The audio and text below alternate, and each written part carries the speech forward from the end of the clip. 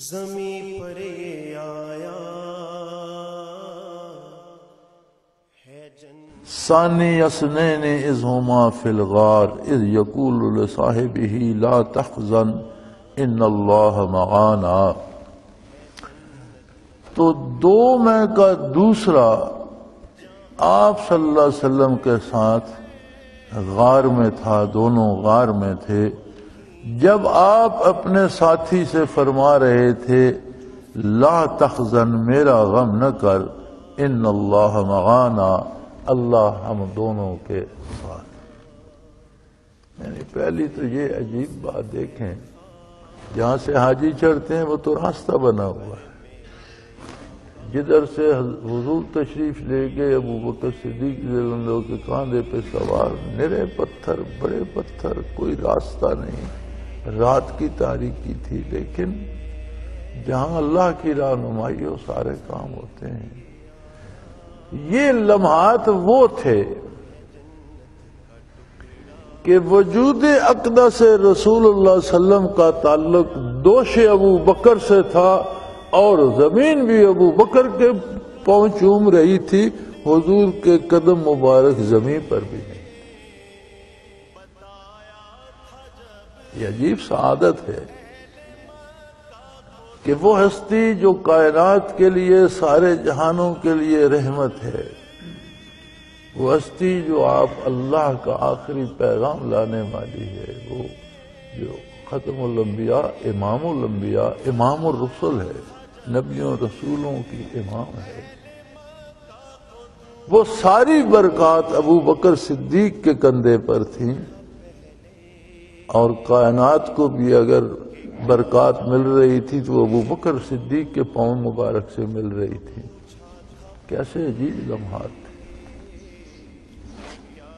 پھر فرمایا غار میں تشریف لے گئے، تو غار بھی دیکھی جائے تو اتنی بڑی وسیع جگہ نہیں ہے، چھوٹی سی جگہ ہے، وہ مشکل اندر بندہ بیٹھ سکتا ہے۔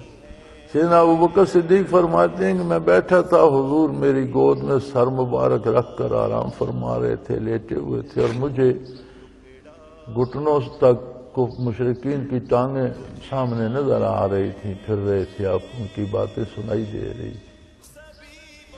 تو حضرت ابو بکر صدیق بڑے پریشان ہوئے۔ ثانی اثنین اذ ہما فی الغار، دو میں کا دوسرا، دونوں جب غار میں جلوہ افروز، یعنی دنیا میں دو میں کا دوسرا، کہ دنیا میں صرف دو ہستیاں ایسی ہیں جو تمام عالم سے الگ شان رکھتی ہیں۔ اول ان میں محمد الرسول اللہ صلی اللہ علیہ وسلم ہے، اور دوسرا ابو بکر صدیق۔ ثانی اثنین، اسی بات کو علامہ مرحوم نے لیا ہے کہ امن الناس بر، وہ جس نے سب سے زیادہ خدمت کی ہمارے آقا کی۔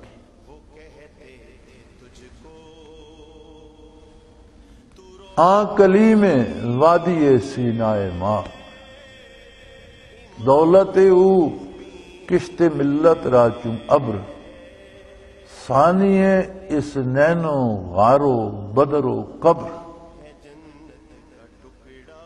یہ دو میں کا دوسرا بھی ابو بکر، غار کا ثانی دوسرا بھی ابو بکر، بدر کا ثانی بھی ابو بکر، اور قبر مبارک کا ثانی بھی ابو بکر صدیق۔ عجیب فضیلتیں ہیں انبیاء میں۔ ابراہیم علیہ السلام نبی، اسحاق علیہ السلام، یعقوب علیہ السلام نبی، یوسف علیہ السلام نبی،